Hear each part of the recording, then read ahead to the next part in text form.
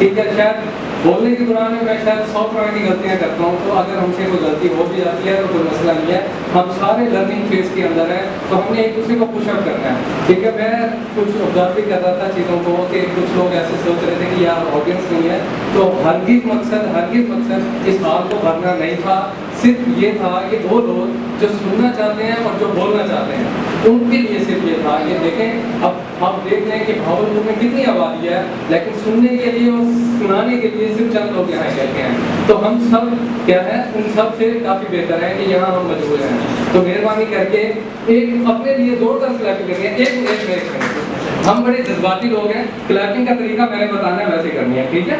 ठीक है, okay okay, energy नहीं नजर आ रही, ओके? आहिस्ता आहिस्ता निवास होगी इंशाल्लाह। करनी कैसी क्लैपिंग, 2 दफा ऐसे और 2 दफा